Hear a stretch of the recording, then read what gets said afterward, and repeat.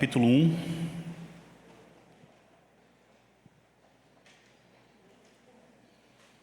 Antes de nós fazermos a leitura, eu queria falar rapidamente. Primeira coisa que eu queria falar é que hoje é o Dia Internacional da Mulher. Eu queria parabenizar as mulheres pelo Dia Internacional da Mulher. O Pedro aplaudiu, vamos aplaudir então. Obrigado, Pedro.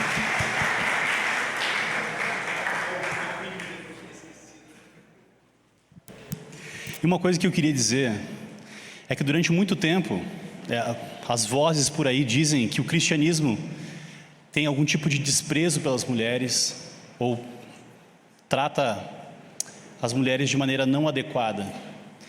E o livro de Gênesis mostra justamente o contrário.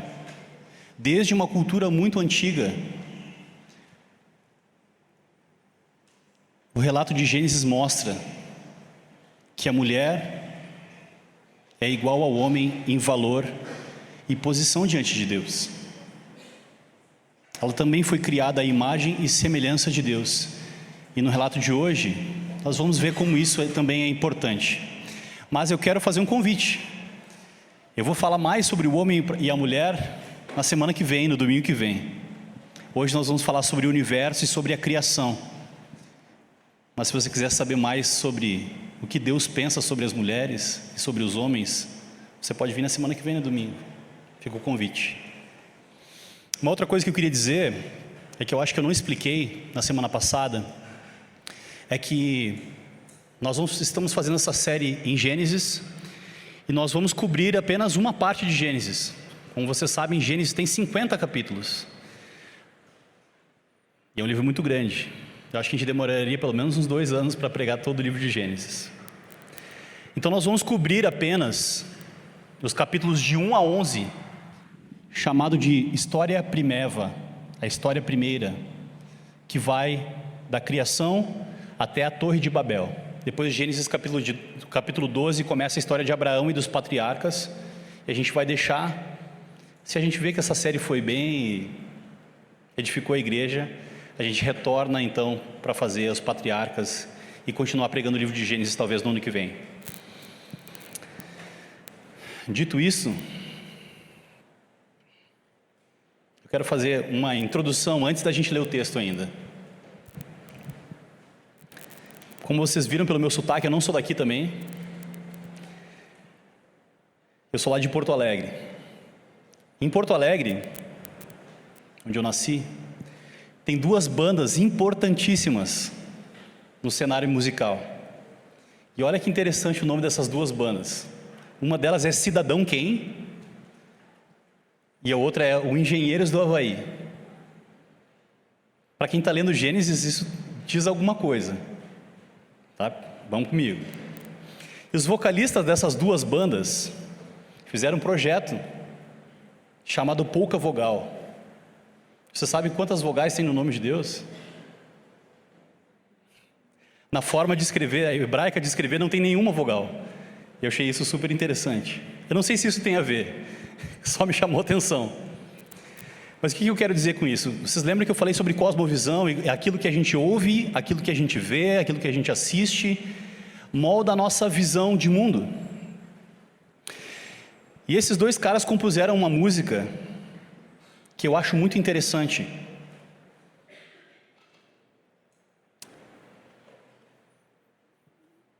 Nessa música, o autor vê a grandeza de Deus na criação, mas ele não consegue enxergar quem é o Criador.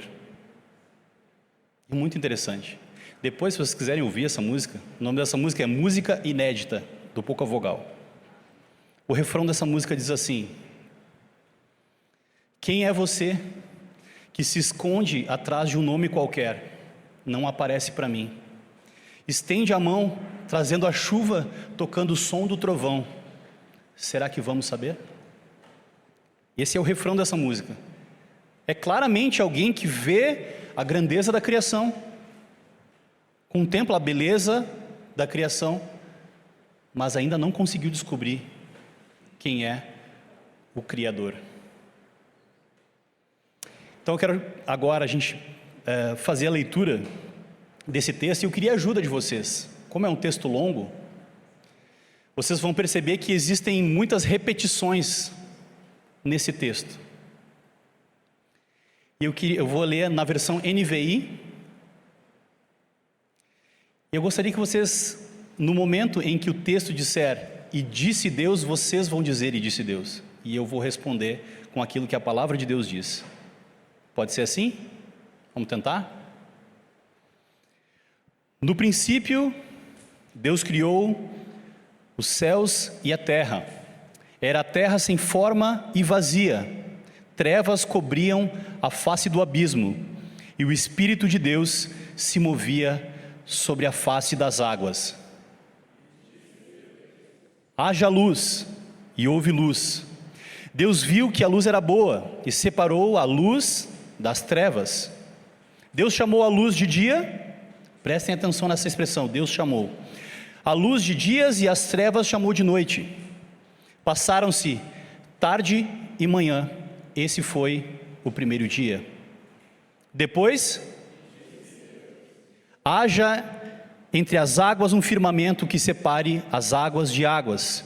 Então Deus fez o firmamento e separou as águas que ficaram embaixo do firmamento das que ficaram por cima. E assim foi. Ao firmamento Deus chamou céu. Passaram-se tarde e amanhã. Este foi o segundo dia. Ajuntem-se num só lugar as águas que estão debaixo do céu, e apareça a parte seca. E assim foi. A parte seca Deus chamou terra, e chamou mares ao conjunto das águas. E Deus viu que ficou bom.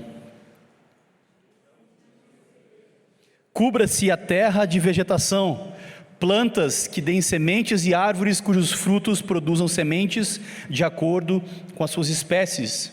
E assim foi. A terra fez brotar a vegetação, plantas que dão sementes de acordo com as suas espécies, e árvores cujos frutos produzem sementes de acordo com as suas espécies. E Deus viu que ficou bom. Passaram-se a tarde e a manhã. Esse foi o terceiro dia. Haja luminares no firmamento do céu para separar o dia da noite. Sirvam eles de sinais para marcar estações, dias e anos. E sirvam de luminares no firmamento do céu para iluminar a terra. E assim foi. Deus fez os dois grandes luminares, preste atenção nessa palavra, o maior para governar o dia e o menor para governar a noite. Fez também as estrelas. Deus os colocou no firmamento do céu para iluminar a terra, governar o dia e a noite, e separar a luz das trevas. E Deus viu que ficou bom. Passaram-se a tarde e a manhã. Este foi o quarto dia. Disse também Deus: encham-se as águas de seres vivos, e voem as aves sobre a terra, sobre o firmamento do céu. Assim Deus criou os grandes animais aquáticos e os demais seres vivos que povoam as águas, de acordo com as suas espécies, e todas as aves de acordo com as suas espécies. E Deus viu que ficou bom. Então Deus os abençoou dizendo: sejam férteis e multipliquem-se, encham as águas dos mares e multipliquem-se as aves na terra. Passaram-se a tarde e manhã. Esse foi o quinto dia. Produz a terra seres vivos de acordo com as suas espécies, rebanhos domésticos, animais selvagens e os demais seres vivos da terra, cada um de acordo com a sua espécie. E assim foi. Deus fez os animais selvagens de acordo com as suas espécies, os rebanhos domésticos de acordo com as suas espécies, e os demais seres vivos da terra de acordo com as suas espécies. E Deus viu que ficou bom. Façamos o homem à nossa imagem, conforme a nossa semelhança. Domine ele sobre os peixes do mar, sobre as aves do céu, sobre os grandes animais de toda a terra, e sobre os pequenos animais que se movem rente ao chão. Criou Deus o homem à sua imagem. A imagem de Deus o criou. Homem e mulher os criou. Deus os abençoou e lhes disse: sejam férteis e multipliquem-se. Encham e subjuguem a terra. Dominem sobre os peixes do mar, sobre as aves do céu e sobre todos os animais que se movem pela terra. Deus está cansado? Deus não cansou nesse dia ainda. Vai para frente. Como é que foi? Eis que lhes dou as plantas que nascem em toda a terra e produzem sementes, e todas as árvores que dão frutos com sementes. Elas servirão de alimento para vocês. E dou todos os vegetais como alimento a tudo o que tem em si fôlego de vida, a todos os grandes animais da terra, a todas as aves do céu e todas as criaturas que se movem rente ao chão. E assim foi. E Deus viu tudo o que havia feito, e tudo o que havia feito havia ficado muito bom. Passaram-se a tarde e a manhã, esse foi o 6º dia. Assim foram concluídos os céus e a terra, e tudo que neles há. No 7º dia já havia concluído a obra que realizara, e nesse dia descansou. Abençoou Deus o 7º dia e o santificou, porque nele descansou de toda a obra que realizara na criação. Você pode fechar os seus olhos mais um momento para que a gente possa ir ao nosso Deus em oração? Senhor, nós estamos diante da Tua santa palavra. Nós a recebemos pela fé como palavra de Deus. Nos ajuda, Senhor. Nós fazemos a oração dos discípulos. Aumenta a nossa fé, Senhor, para que nós possamos crer, Deus, na Tua palavra, para que nós possamos ser moldados pela Tua palavra nessa manhã, Deus, para que nós possamos nos maravilhar com a grandeza, a beleza, não só da criação, mas também do seu Criador, o Senhor, o nosso Deus. Assim nós oramos, em nome de Jesus. Amém. Amém. Ufa. Perderam o fôlego no meio do caminho, né? Essa é a sensação do texto. Quando você lê esse texto corrido, 6 dias de criação, quanta coisa acontecendo ao mesmo tempo. Nós olhamos para o relato da criação e vemos que Deus fez tudo bom e perfeito. Mas aqui a gente tem um problema também. A gente olha para o mundo ao nosso redor e vê tanta coisa ruim acontecendo. Como que essas duas coisas, elas se harmonizam? Olhando para a Escritura, nós podemos saber uma coisa, grave essa frase: nem sempre as coisas foram desse jeito. Nem sempre as coisas foram como você conhece. A realidade que você conhece hoje, um dia foi diferente. Um dia houve harmonia, paz, perfeição na criação, entre o Criador e a sua criatura, entre os seres humanos e entre a criação. Nem sempre o mundo foi como nós o vemos hoje, onde tem morte, dor, corrupção, desordem. Tem morte, dor, corrupção, desordem, sofrimento. Mas a Bíblia começa nos mostrando que nem sempre foi assim. A primeira página das Escrituras apresenta a cosmovisão bíblica da realidade. Como Deus criou todas as coisas. O objetivo desse relato, então, da criação, não é apenas explicar como o mundo começou, mas moldar a forma como o povo de Deus entende o mundo. Em um contexto, eu falei na semana passada, onde existiam narrativas pagãs, mitológicas, sumérias, egípcias e cananeias, Deus revela uma verdade radicalmente diferente. Só para recapitular, tem muitas pessoas aqui que não estavam no domingo passado. Então, para não deixá-las de fora, a gente vai recapitular rapidinho. As cosmogonias, ou seja, essas histórias de como o mundo começou, nas culturas sumérias e egípcias, apresentavam algumas histórias de que os deuses emergiam da água e eles brigavam entre si, e um deus matou o outro e separou os corpos desse deus, e o corpo e o sangue desse deus que foi morto numa guerra cósmica, esse sangue desse deus se juntou ao pó da terra e fez o homem. Tem lá suas semelhanças com a Bíblia, mas nós sabemos que essa não é a verdade.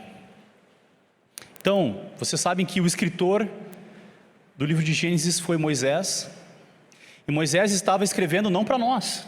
Hoje a gente vai ver nesse texto que esse escrito ele não foi para nós diretamente. Ele nos abençoa, é óbvio, ele é a palavra de Deus, ele é o relato de Deus, mas ele foi escrito para o povo judeu em que estava em peregrinação no deserto. Tudo bem até aí? E aqui muitas coisas aparecem que são importantes. Antes de entrar na narrativa propriamente, eu só queria lembrar um conceito que foi importante para a gente entender, que é o conceito de cosmovisão. O Pedro está ligado. Então, cosmovisão, o que é cosmovisão? Cosmovisão é a forma como uma pessoa entende o mundo, a vida e a realidade. É o conjunto de crenças, valores e ideias que moldam como alguém vê e interpreta tudo ao seu redor. Então, todos nós temos uma cosmovisão, uma forma de enxergar o mundo. Então, agora, com esse conceito em mente, quando eu falo a respeito de uma cosmovisão bíblica ou uma cosmovisão cristã, você vai entender. É uma visão de mundo que é moldada pelos valores da Bíblia. É uma forma de ver o mundo moldada por Deus. E o livro de Gênesis é justamente para isso, para moldar a cosmovisão de um povo que estava preso no Egito durante 400 anos, tinha adorado outros deuses, conhecia outras culturas, e agora precisava conhecer a forma de pensar de Deus, a cosmovisão de Deus. Então ele começa pelo relato da criação. Para a gente estabelecer uma cosmovisão bíblica, nós temos 3 pilares fundamentais. Na semana passada, eu falei sobre quem é Deus, o Criador dos céus e da terra. Quem é o dono do universo, aquele que criou todas as coisas. Então, a cosmovisão cristã, a cosmovisão bíblica começa por entender quem Deus é. Hoje eu vou falar sobre a criação, sobre o cosmo. E como entender que o cosmo pertence a Deus e que Ele domina e tem poder sobre o cosmo também transforma a nossa forma de enxergar a natureza e a criação. Na semana que vem eu vou falar a respeito do homem. Como nós entendermos quem é o homem e qual é o seu propósito, também vai moldar toda a nossa visão da realidade. Então hoje nós vamos focar no cosmo. Deus é, meus irmãos, o Criador de toda a realidade. De toda a realidade. Gênesis 1:1 começa: no princípio criou Deus os céus e a terra. Isso quer dizer que o Criador do universo já existia antes de qualquer coisa existir. Foi Ele que criou todas as coisas. E isso já confronta a cosmovisão pagã, que era o que estava na mente dos israelitas naquela época. Os deuses então nasciam do caos, os deuses lutavam entre si, e o mundo surgia a partir de conflitos cósmicos. Isso é completamente distinto daquilo que nós lemos. Ao invés de o mundo nascer do caos, Deus começa a colocar ordem na criação. A gente vê esse contraste claramente. E Deus coloca ordem na criação através da sua palavra. Só um versículo para exemplificar, versículo 3. Disse Deus: haja luz, e houve luz. Deus viu que a luz era boa e separou a luz das trevas. Deus chamou a luz dia e as trevas noite. Passaram-se tarde e amanhã, e esse foi o primeiro dia. Então Deus falou alguma coisa, e essa coisa passou a existir, começou a existir. E depois Deus chamou a luz e as trevas, Ele fez separação entre a luz e as trevas, e Ele chamou a luz de dia e as trevas de noite. Então, por meio da palavra de Deus, Deus não só cria todas as coisas, traz à existência algo que não existia, mas Ele também coloca ordem naquilo que já existe pelo poder da sua palavra. Deus simplesmente cria pela sua palavra. Isso nos mostra algo que é muito importante para a nossa compreensão. Muitas pessoas dizem que tudo que nós enxergamos aqui é fruto do acaso. É fruto do acaso. Nas primeiras linhas da Bíblia, o próprio Deus está revelando que esse mundo veio à existência não por acaso, mas por causa do plano soberano de um Deus que tem controle sobre todo o universo. Isso não impacta a forma como a gente enxerga a realidade? Completamente. O universo é fruto da vontade soberana de Deus. Então, o universo nasce da vontade de Deus, e Deus também dá o propósito do universo. João Calvino, um dos reformadores, dizia que o universo é o teatro da glória de Deus. O universo é o teatro da glória de Deus. É através do universo e da criação que nós descobrimos quem é o Criador.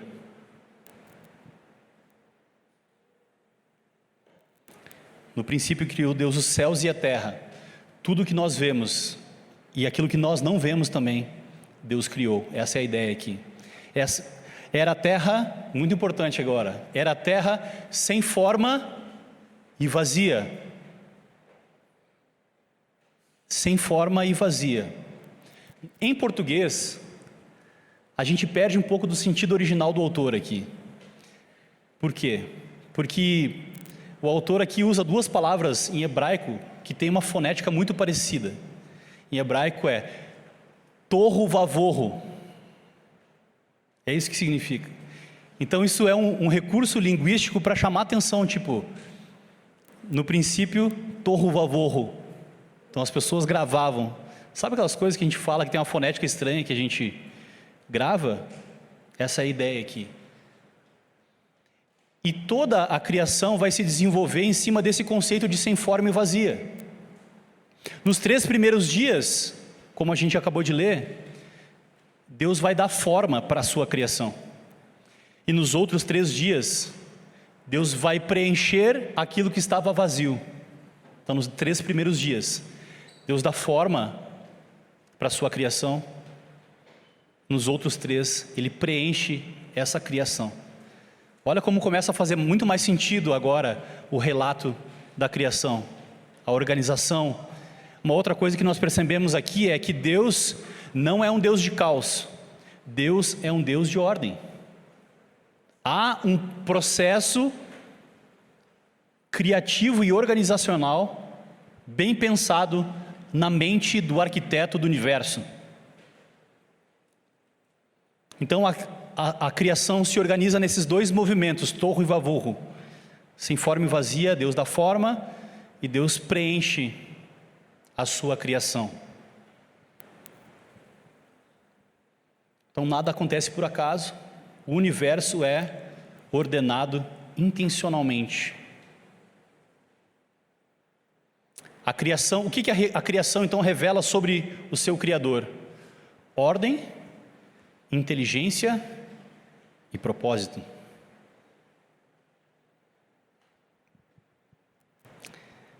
Talvez, eu não sei se vocês já fizeram essa pergunta lendo Gênesis, mas vamos lá, vou responder uma pergunta difícil, seu Vitor. Vamos lá. Deus disse: haja luz, e houve luz. Deus viu que a luz era boa e separou a luz das trevas. Deus chamou a luz de dia e as trevas de noite. A gente tem um problema aqui, porque na forma como nós enxergamos o mundo, quem separa o dia da noite é o sol e a lua, não é? E como é que Deus criou o dia sem sol e sem lua? Já começa a quebrar nossa lógica. Como que existia luz e trevas sem lua e sem sol? Deus, que é o Criador, Ele não precisa do sol e da lua para contar os dias.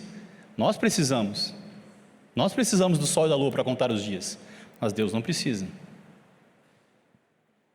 Mas Deus coloca o sol e a lua para marcar as estações, os dias e as semanas e os anos no céu, não porque Ele precise disso para contar os dias, mas porque nós precisamos. Então Deus começa a fazer aqui algo interessante. O primeiro movimento de Deus, então, qual é? É separar as trevas da luz. Luz e trevas são conceitos importantíssimos para a gente interpretar a Bíblia inteira. A Bíblia começa dizendo que Deus separou as trevas da luz. Isso é importante, porque muitas vezes nós vamos ver na Bíblia, na narrativa bíblica, que quando as trevas vêm, densas trevas, lembra que Moisés estava escrevendo para o povo que estava saindo do Egito. Uma das pragas foi a praga das trevas. Era a praga que mostrava, primeiro, o domínio de Deus sobre a criação e o juízo de Deus sobre aquela nação. Então, trevas é algo... Trevas. Até hoje é assim, esse conceito. Mas o nosso Deus é o Deus que faz separação entre a luz e as trevas. E na narrativa progressiva, dá a ideia de que Deus transforma o caos, ou seja, as trevas cobriam a face do abismo, e Ele traz a luz, Ele coloca a ordem, Ele traz esperança para a criação. É mais ou menos essa ideia aqui.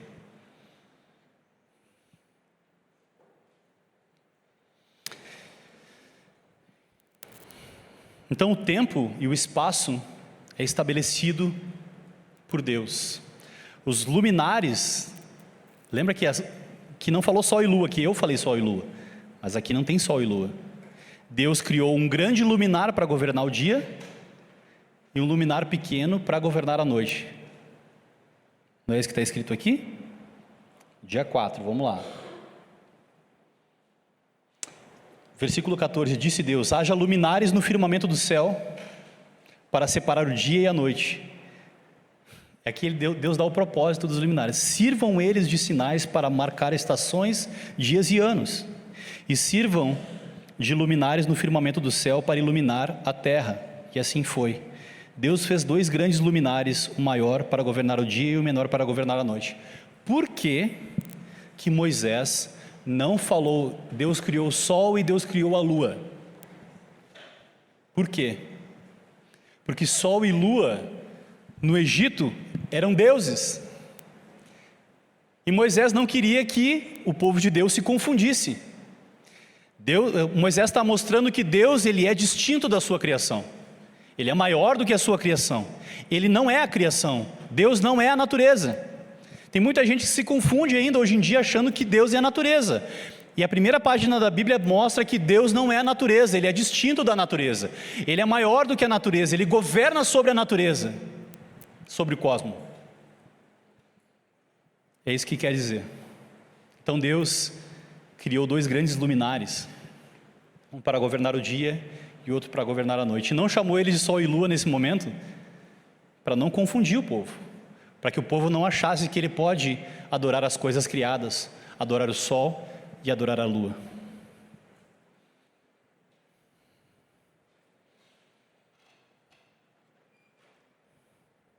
Tem pessoas que acreditam que As estrelas ditam o rumo da sua vida e até a sua personalidade.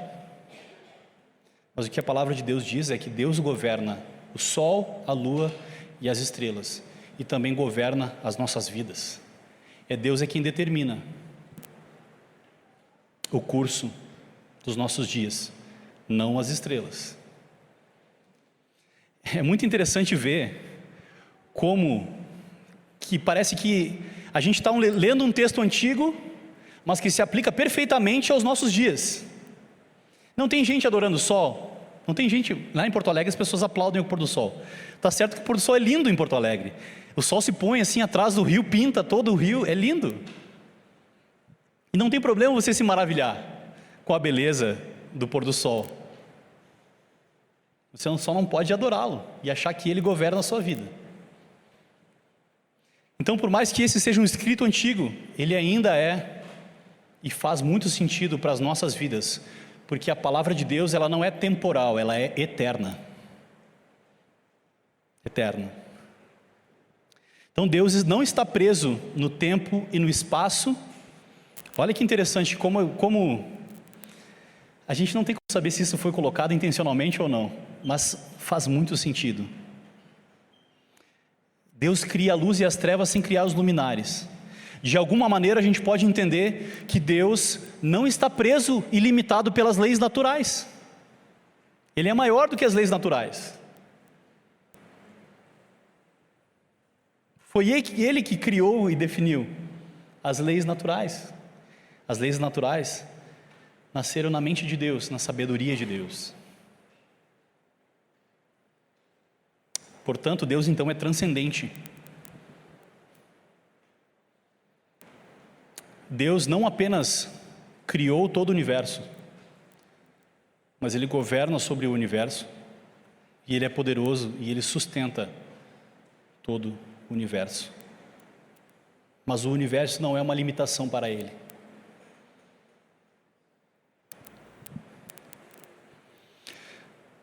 Em toda a narrativa de Gênesis 1, a gente foi lendo aqui, vocês foram me ajudando, há muita repetição. E disse Deus, e disse Deus, e disse Deus. Mas existem outras expressões que também aparecem repetidamente aqui, que é Deus chamou, e Deus chamou, e Deus chamou, e Deus chamou. E uma outra expressão que aparece repetidamente aqui, se você ler com atenção aqui, é Deus disse e assim foi. Deus disse e assim foi. Deus disse e assim foi. E uma outra expressão que aparece repetidamente é e Deus viu que era bom. E Deus viu que era bom. Tudo isso marcam coisas importantes. Uma outra coisa que repete é houve tarde e manhã o terceiro dia, houve tarde e manhã o quarto dia. Vocês veem a repetição aqui? Para a gente, Deus pedagogicamente está nos ensinando a ler as Escrituras aqui. Sabe por quê?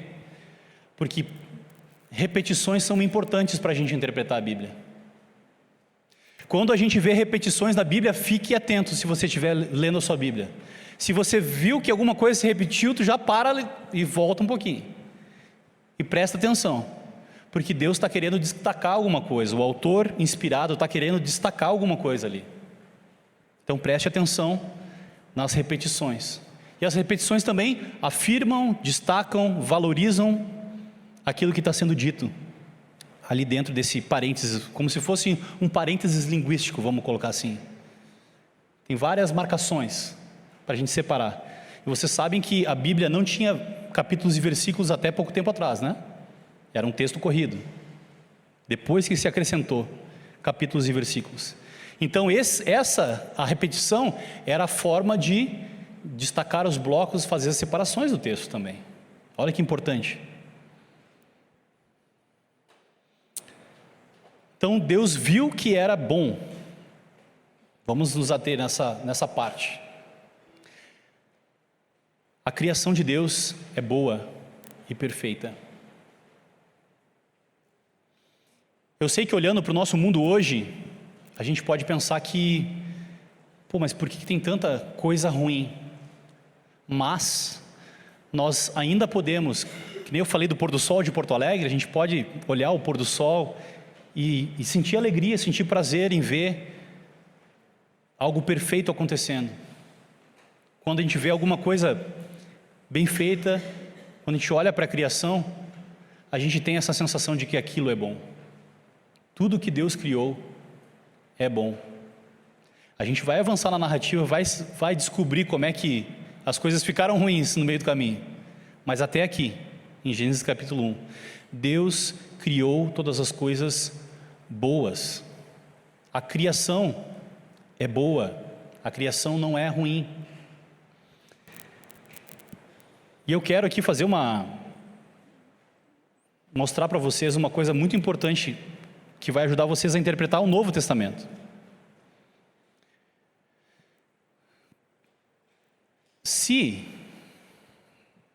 Já que Deus falou que a criação é boa,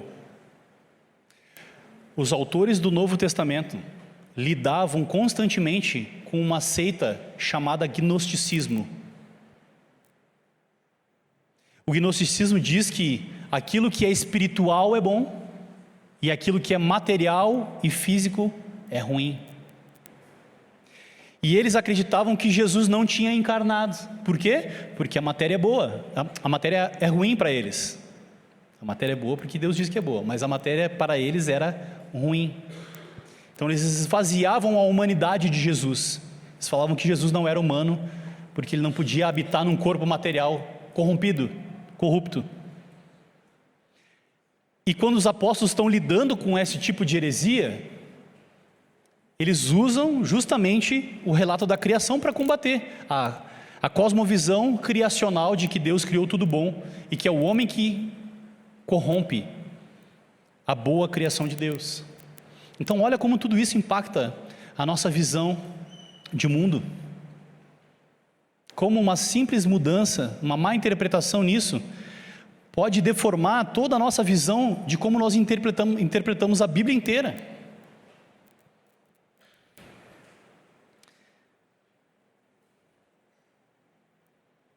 Então isso significa, quando Deus diz que Ele viu que isso era bom, quer dizer que a criação não é defeituosa e ela nem... É algo meio complexo aqui que eu vou tentar explicar. Ela não é algo que era simples inicialmente e foi evoluindo e progredindo e alcançando complexidade. Deus já cria todas as coisas perfeitas, complexas e diversas. Essa é a ideia aqui.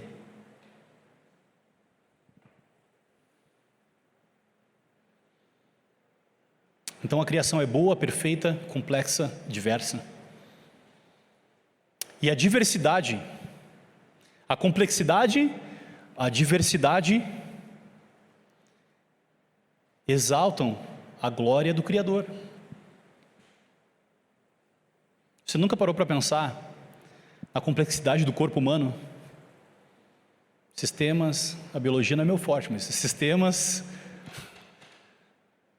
respiratório, digestivo, etc. Tudo como o corpo funciona. Né? Aquela cadeia, aquele código do DNA. Quão complexo é isso e quão perfeito é isso. Como a gente pode pensar, esse é o desafio, como a gente pode pensar que tudo isso é fruto do acaso? Não é isso que nós pensamos, não é isso que nós cremos. A nossa fé, ela não é irracional. A gente vai até onde a nossa racionalidade alcança, mas a gente também compreende que tem coisas que são complexas demais para a gente entender. Que só uma mente mais sábia, mais capaz, maior, infinitamente inteligente pode ter criado todas essas coisas. O relato de Gênesis serve muito bem para esse propósito.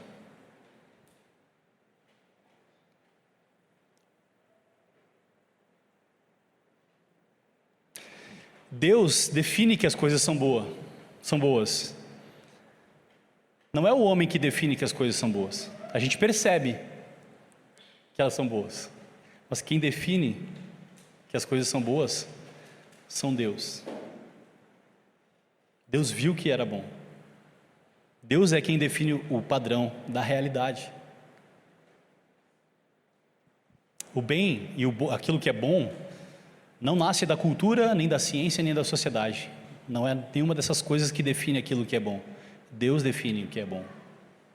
Ele é o padrão moral do universo. Uma outra coisa que é importante a gente entender, eu estou destrinchando esse texto aqui, tá? Vocês estão comigo aqui fazendo a autópsia do texto.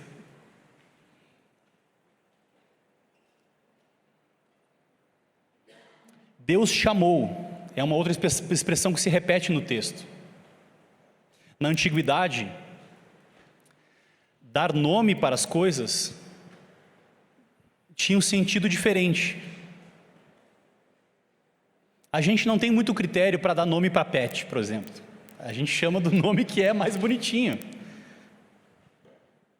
Mas, na antiguidade, quando alguém dava nome para as coisas, ele também determinava o objetivo, o propósito e o significado daquela coisa. Por exemplo, tem muitas cidades na Bíblia, por exemplo, Alexandria. Alexandria foi por causa de Alexandre o Grande, foi uma homenagem para ele. Então, na antiguidade usava-se esse artifício para dar propósito, significado e ajudar a pessoa a entender o propósito daquilo ali. E até o domínio, a propriedade. Porque no caso de Alexandria, Alexandria significa a cidade do Alexandre. Não do nosso Alexandre aqui, né? De Alexandre o Grande, no caso. Mas tem muitas cidades com nomes de pessoas que significava isso, que aquela cidade era propriedade daquela pessoa. E aquela pessoa definia o propósito, a utilidade, o significado daquilo. Isso também aparece na Bíblia. Ou seja, nem o universo e nem o ser humano foi criado sem propósito. Quem define o propósito e significado do universo e do homem é o seu Criador, que é Deus.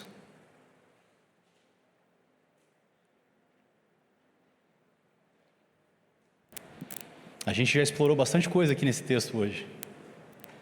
Eu estou até meio sem fôlego já. Mas tem uma questão aqui, que é um debate acaloradíssimo, que eu vou ser assim, bem honesto, respeitoso, vou mostrar algumas posições. É a questão dos benditos 6 dias da criação. Ah, pastor, tu não vai falar dos 6 dias da criação? Nós vamos passar por esse texto e tu não vai falar? Vamos falar. Vocês viram até agora que Deus cria todas as coisas. Ele que dá o sentido de todas as coisas. E Deus também criou o tempo e o espaço num ritmo que nós vimos de repetição, num padrão que é observável, que a gente pode entender o propósito. A gente entendeu que em 3 dias ele deu forma para a criação que era sem forma, e nos outros 3 dias ele preencheu essa criação que era vazia. Nós entendemos até aqui. Só que, em diálogo com a ciência, muitos cientistas vão dizer que a Terra tem bilhões de anos. E aí, como é que a gente fica? A pergunta, quem é que está mentindo nessa história, né? Quem é que está certo, quem é que está errado? E aqui a gente tem um grande debate, é verdade. Até hoje, na teologia, se debate essa questão dos dias na criação. Eu vou demonstrar aqui algumas possibilidades e vou defender a minha posição. Então, alguns acreditam que essa estrutura de 6 dias ela serve como um molde literário para que a gente possa entender a narrativa e o propósito da criação. Essa é uma possibilidade. É uma possibilidade. Existe uma outra teoria, que é a teoria da lacuna. Eles acreditam, né, quem defende essa teoria, que existe um grande espaço de tempo entre Gênesis 1 e 2 e Gênesis 1 e 3. Milhões, centenas de milhões de bilhões de anos. Não consigo nem sei contar até 1 bilhão, eu acho. Mas essa é uma teoria. Tem uma outra teoria que diz que os dias da criação, na verdade, não são dias, mas eles são eras. Teve uma era que Deus estabeleceu a luz e as trevas, separou a luz e as trevas. Em outra era ele fez tal coisa e tal. Essa é uma outra possibilidade. E assim, eu estou dizendo isso, eu quero ser respeitoso e assim, tem gente muito mais capaz do que eu, cristão sério, reformado, que defende essas teorias. Então é amplamente discutido na academia teológica isso. E é importante a gente dizer aqui que esse ponto dos 6 dias literais é um ponto secundário de interpretação da palavra de Deus. Agora, todos os crentes em Cristo creem que Deus é o Criador supremo do universo. Isso é inegociável. Deus é o Criador soberano do universo. Agora, como é que desenrolou isso aqui, nós ainda estamos discutindo. Quando nós chegar lá, a gente pergunta para o Criador, a gente vai descobrir. Então, é possível que você seja um crente em Jesus e você creia em alguma dessas possibilidades. Beleza? Estou sendo respeitoso? Ótimo. Existe também a possibilidade, alguns acreditam, pessoas sérias, tá? Num evolucionismo teísta. O que é isso? Meu Deus, agora bugou. Não, pastor, é uma das duas coisas, ou é evolução ou é criação, tu te decide aí. Não, mas tem pessoas que acreditam que Deus deu o start, apertou o botão de start, e aí as coisas foram progredindo, evoluindo até chegar onde a gente está agora. Existe essa possibilidade. E agora? Irmãos, eu creio, primeiro, Deus está para além da ciência. Eu acabei de definir um Deus que é criador do universo. Eu creio fielmente, meus irmãos, que Deus, se Ele quisesse, Ele poderia criar tudo aquilo que existe num estalar de dedos. Se Deus é poderoso para criar toda essa complexidade e diversidade de coisas, e é poderoso para sustentar essa realidade até agora, é possível que Ele tenha feito todas as coisas em 6 dias. É possível. Só assim a nível de alerta, e assim, para desafiar vocês intelectualmente, a gente não precisa chegar numa conclusão sobre os dias hoje, tá? A gente pode manter esse diálogo aberto, vamos manter assim. Mas não crer nos 6 dias literais da criação traz outros problemas teológicos que vão te atrapalhar na leitura das Escrituras. Por exemplo, quem lê esse relato e não enxerga 6 dias literais, enxerga eras, bilhões de anos, tem que conseguir provar biblicamente que existia morte antes da queda, por exemplo. Para mim, esse é o argumento mais convincente. Como que eu provo morte antes da queda? Porque se a gente virar uma página aqui, Deus diz que a morte entrou no meio da humanidade por causa do pecado. E o pecado só aconteceu por Adão e Eva. Como que a gente interpreta isso? Eles têm que responder, eu não acredito. Entendeu? Então, todos os sistemas de pensamento têm problemas filosóficos e intelectuais a serem resolvidos. Então, a gente mantém esse diálogo aberto. Eu estou aqui mostrando a minha posição. Eu creio nos 6 dias literais. Por quê? Primeiro, porque não crer nisso vai deformar toda a minha visão a respeito das Escrituras. Eu vou ter que provar que existe pecado antes da queda, contrariando a própria Escritura. Esse é o meu argumento favorito. E uma outra coisa é que todos os outros autores da Bíblia concordam entre si. Há uma unidade de pensamento na Escritura. Os salmistas concordam entre si. Paulo diz que por um só homem entrou o pecado no mundo, e pelo pecado a morte. Paulo é criacionista da Terra Jovem. Esse é o termo.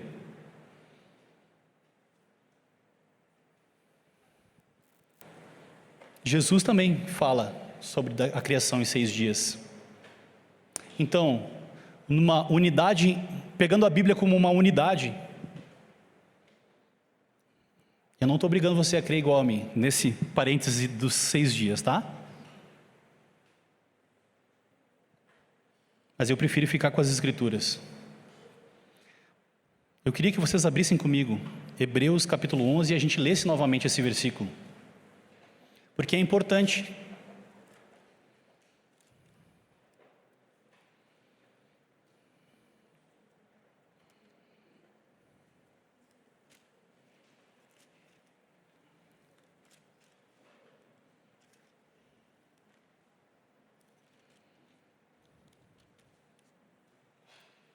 O autor de Hebreus também concorda com essa posição. Olha o que diz Hebreus capítulo 11, versículo 3. Diz assim: pela fé nós entendemos que o universo foi formado pela palavra de Deus, de modo que aquilo que não se vê não foi feito do que é visível. Aquilo que se vê não foi feito do que é visível. Ou seja, o universo foi criado de alguma coisa que não estava no próprio universo.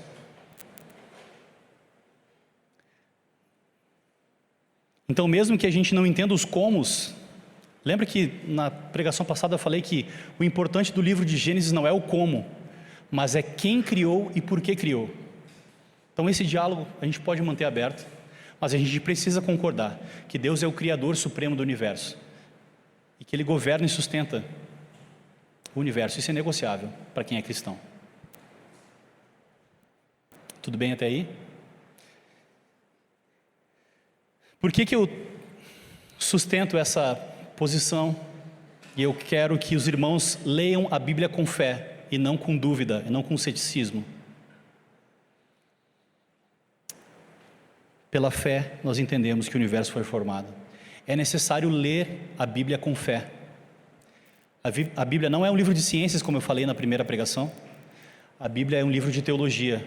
A Bíblia é a palavra de Deus. Então nós a lemos com fé. Existia um problema depois do iluminismo. Nasceu uma escola teológica que ajudou a devastar o cristianismo na Europa, chamada liberalismo teológico. O que é isso? O liberalismo teológico, ele faz uma leitura muito mais alegórica da palavra de Deus do que literal. E esvazia de significado muitas coisas que são importantes para o cristianismo, que estão contidas na palavra de Deus. A começar por Gênesis, mas lembra que eu falei que isso poderia deformar a sua visão a respeito da Bíblia inteira? Eles esvaziam de significado a abertura do Mar Vermelho. Não foi tão literal. Tinha um vento que cortava. Inclusive, eu vou contar uma história interessante. Para exemplificar o que é liberalismo teológico, eu vou contar um caos aqui. O Luiz Fernando presta atenção em mim, ele vai gostar dessa história. Um dia chamaram um teólogo liberal, que lê quase tudo como alegoria nas Escrituras, para pregar numa igreja pentecostal. E ele foi pregar justamente a passagem que Moisés abre o Mar Vermelho, né? Ele levanta o cajado e o Mar Vermelho se abre. E quando esse pastor estava falando sobre essa passagem, e ele falou assim: então Moisés levantou o cajado e o mar vermelho se abriu. O irmão pentecostal falou assim: glória a Deus nas alturas, o Criador Todo-Poderoso. E aí o cara falou assim: irmão, mas assim, não é bem assim, né? Que naquela época a água era bem rasinha, era só 15 centímetros de água, e tinha um vento que cortava e abria o Rio Jordão, né? Abria o Mar Vermelho, etc. e tal. Tentou dar uma explicação assim. E o irmão falou assim: glória a Deus às alturas, que afogou todos os egípcios em 15 centímetros da água.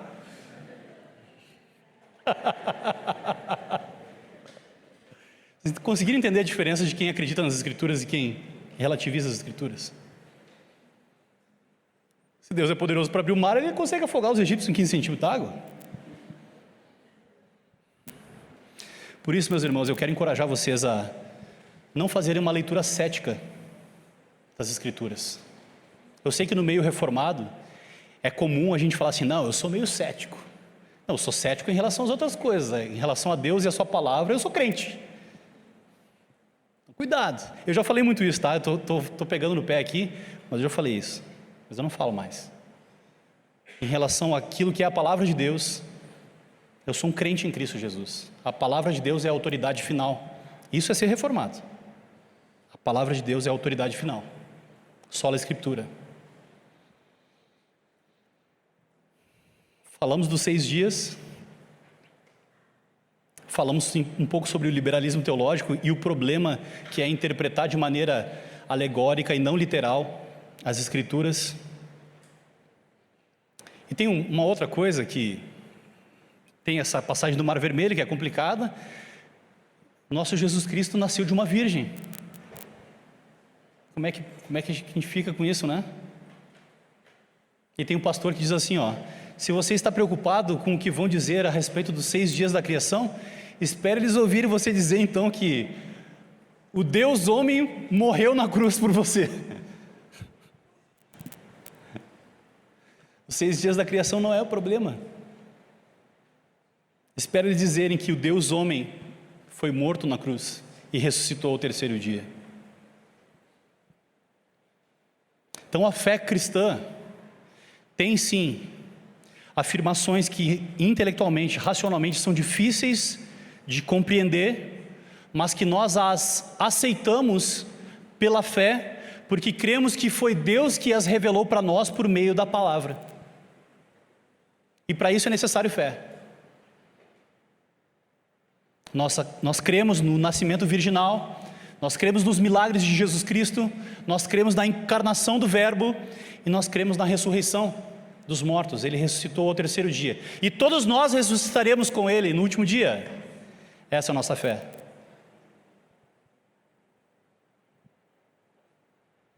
Existem sim muitas coisas que podem ser verificadas pela ciência,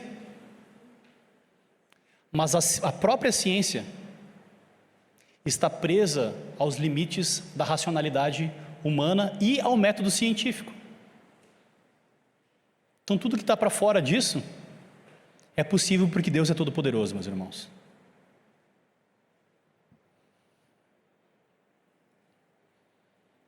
Uma última coisa, eu vou ler o último verso de Gênesis. A gente está quase terminando, tá? Sei que falei bastante hoje, eu nem sei o horário.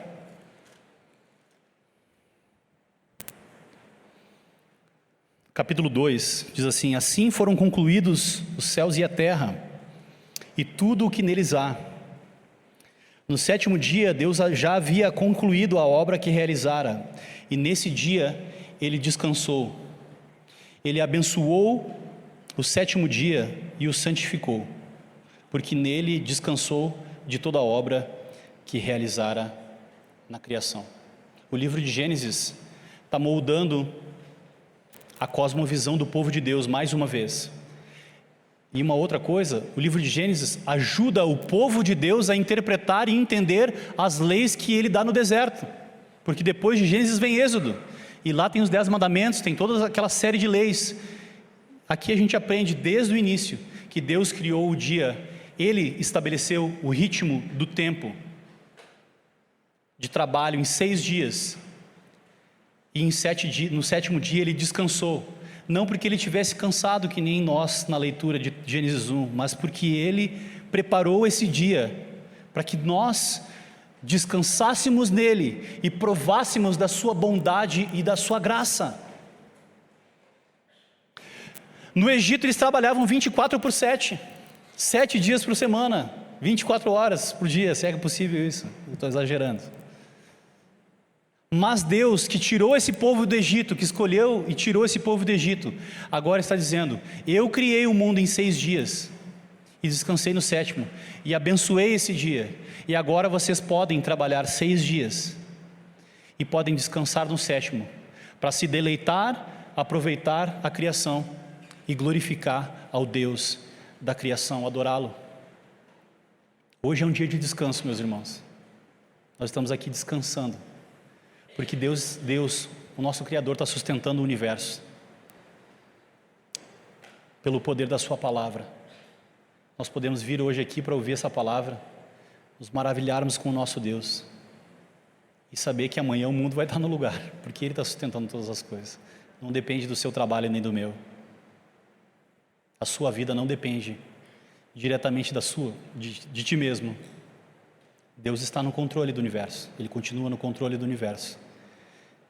Deus te deu esse dia para que você possa contemplar a Deus e se maravilhar nele.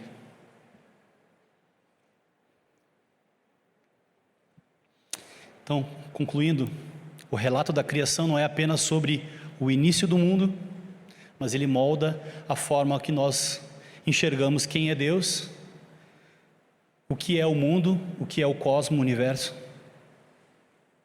e quem somos nós. O relato de Gênesis afirma que Deus é o Criador soberano do universo. Todos nós concordamos nisso, amém? Todos nós concordamos nisso. Afirma que a criação é boa, porque Deus disse que ela é boa. E nós podemos provar que ela é boa, mesmo enxergando o pecado nela agora. Já vai chegar lá no pecado, calma aí. E Deus define o padrão da realidade, inclusive os 6 dias da sua semana, os 7 dias da sua semana. Concluindo, mais uma vez, as coisas não são como foram um dia. É verdade. Mas elas também não serão assim para sempre. Essa é a esperança do cristão. As coisas não são como foram um dia na criação, mas elas não serão assim como você conhece para sempre. O mesmo Deus que criou todas as coisas entrou na história para redimir a sua criação corrompida pelo pecado. Por meio de Jesus Cristo, Deus está restaurando aquilo que foi corrompido pela queda. Um autor chamado John Walton diz assim: é importante entender que a esperança para o futuro não depende de alcançar algo que nunca esteve aqui, mas restaurar o que foi perdido. Se cremos que Deus é poderoso para criar o universo tão perfeito como descrito em Gênesis 1, e ainda podemos ver a beleza da sua criação ainda hoje, se nós cremos em Gênesis 1, nós também podemos crer em Apocalipse capítulo 21. E eu quero que você abra comigo Apocalipse capítulo 21.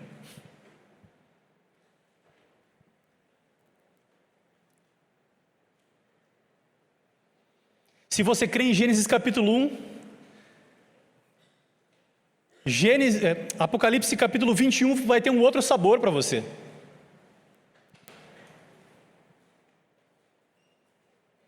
Apocalipse capítulo 21 diz assim: então eu vi um novo céu e uma nova terra, pois o primeiro céu e a primeira terra tinham passado, e o mar já não existe. Vi a cidade santa, a nova Jerusalém, que descia do céu da parte de Deus, preparada como uma noiva adornada para o seu marido. Ouvi uma voz forte que vinha do trono e dizia: agora o tabernáculo de Deus está com os homens, com os quais ele viverá. Eles serão os seus povos, o próprio Deus estará com eles. e será o seu Deus. Essa é a nossa esperança, meus irmãos. Ele enxugará dos seus olhos toda lágrima. Não haverá mais morte, nem tristeza, nem choro, nem dor, pois a antiga ordem já passou. Aquele que estava assentado no trono disse: estou fazendo novas todas as coisas. Se você crê em Gênesis capítulo 1, Apocalipse capítulo 21 tem um outro sabor para você. Nós não só cremos em um Deus que é criador e sustentador de todo o universo, mas nós cremos que Ele também um dia restaurará toda essa criação caída e corrompida que nós vemos e experimentamos todos os dias. E Ele prometeu que nós reinaríamos junto com Ele nesse novo céu e nessa nova terra. É isso que nós cristãos cremos por meio da palavra de Deus. Você pode fechar os seus olhos?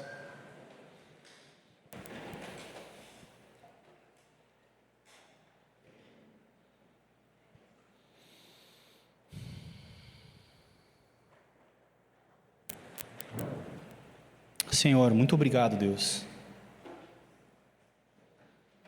Obrigado pela Tua palavra, Pai. Obrigado porque pela Tua palavra, assim como Tu fez das trevas luz no primeiro dia da criação, o Senhor também fez das trevas luz no nosso coração por meio da Sua palavra. A palavra do Evangelho traz luz aos corações obscurecidos pelo pecado, Senhor. Tu faz novas todas as coisas. Tu inaugurou isso, Senhor, com a encarnação do Teu Filho. E nós somos testemunhas daquilo que o Senhor está fazendo nesse mundo. Nós queremos declarar aqui, Senhor, diante dos anjos que estão nos ouvindo e dos demônios, Pai, que nós cremos que o Senhor é o Criador dos céus e da terra. E nós cremos que o Senhor vai fazer novas todas as coisas. E nós, como Tua noiva adornada, aguardamos com grande expectativa por esse dia. Assim nós oramos, no nome do Teu Filho Jesus. Amém e amém.